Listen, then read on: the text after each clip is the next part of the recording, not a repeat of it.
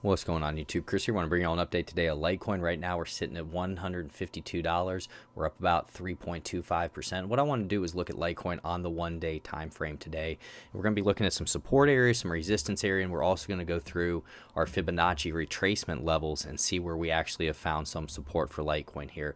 And I also feel like if Litecoin can continue to hold this 150, we may have a decent shot back up to around that 167. So if you get some from these videos, guys, don't forget to like, subscribe, hit that notification bell, and we're going to dig into this. So first of all, remember each candle here represents 1 day, and what I want to point out is how long typically do we get corrections for Litecoin. Now if we go back here, it's typically between about 3 to 10 days is what we're looking at. You can see back in here we had about 10 days of a correction. Here we had 3 days of a correction. Here we had about another 10 right in that range. Here we had about 5 or 6 days. We move sideways sometimes. So you always want to point that out. And what you can see here is we had this massive drop. We were up around $186.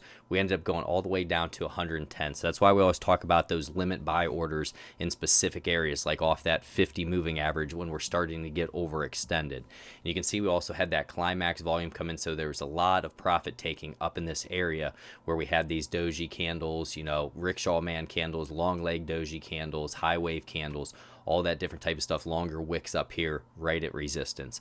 So what I do like though is that we've cooled down. We found support off this 50, so we wicked down to it. Buyers stepped in that area, and now what we're trying to do, we're trading back up above this 20 EMA, trying to stay up above that now, continuously have candle closes up above that. So yesterday was a bullish engulfing candle of the previous day. The only thing I didn't like was it was not on above average volume. So we do need to keep an eye on the volume, because we don't want one of these little moves here where we just go up on lighter volume and then we have another push to the downside where it could take us even down to that $100 range. So we do want to be aware of that, and we want to be careful of that. We need to continue to have buying pressure come in so we can get over top of some of these some of these stronger overhead resistance areas. But I do like the fact that we did have a bullish engulfing candle. It's just I wanted to see it come on a little bit more volume. But, you know, beggars can't be choosers. So what I wanted to do next was kind of work through the time frames here. So we're going to go into the 12-hour time frame. You can see these long wicks here, this long hammer candle. So hopefully this is our bottom right here around this 50 EMA off the 12-hour time frame. Still fighting to try to get up above this 20 EMA in purple on the 12-hour time frame. We look for a 12-hour candle close up above that. If that's the case, then we can start getting higher to around that 162, then even up to around that 167 right now. But keep an eye on the volume here. You see we're not having those big swells of volume right now, and that's what we need. It may come in later in the day today, but just be aware of that. Next, I want to go to the 4-hour time frame. Same concept here. We had a doji on heavy volume, then we had a bullish engulfing candle. We're still holding this 200 EMA, which is important for us. We're trying to get a candle close up above our 50 EMA here, and that would put us back up above our 20, 50, 100, and 200 moving average, which would be important. But we just have to watch this here and see. So we pushed up. This could be our 1, our 2. We're going to see if we get that third wave here. Then we'll have that retracement, and then potentially another wave up to see if we can get over top of that 187.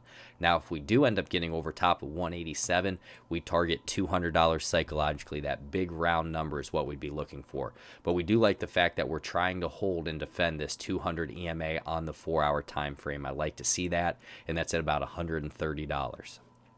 Now, if we bounce back to the 1-day time frame, I want to get into our Fibonacci retracements here. So what we're going was out of this correction. So you can see we had a 5-wave correction. We pushed down 1, 2, 3, 4, 5. So what we're going to do is go from our swing low in this area up to our swing high.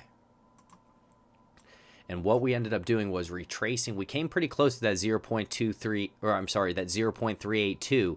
We did not end up hitting that area, but what we did, we wicked pretty close to it.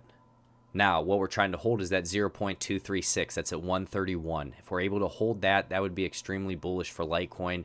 That's not that deep of a retracement. Typically, when you get these retracements, you will go back to that 0.382, try to find some support, sometimes even down to that 0.5. So that's an area that we do want to pay attention to and watch for. But right now, it's holding that 0.236 at 131, and that's also going to correlate with that 200 EMA on the 4-hour time frame.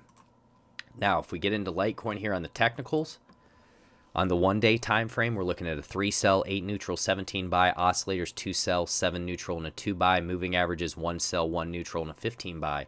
And what I'd like to know is, are you holding Litecoin right now? Have you been trading Litecoin? Did you get some buys down in this area? Did you put some limit buy orders and get lucky down in that area? I would love to hear down low what you've been doing. If you're just holding on, if you're accumulating more, if you're trading Litecoin, I always love to hear that type of stuff from people just to see what you're doing as well.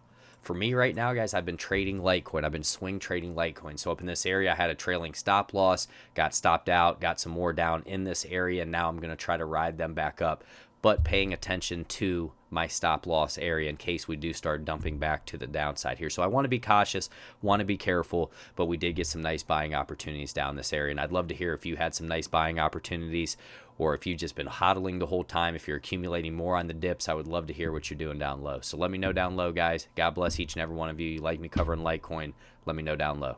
Take care. God bless.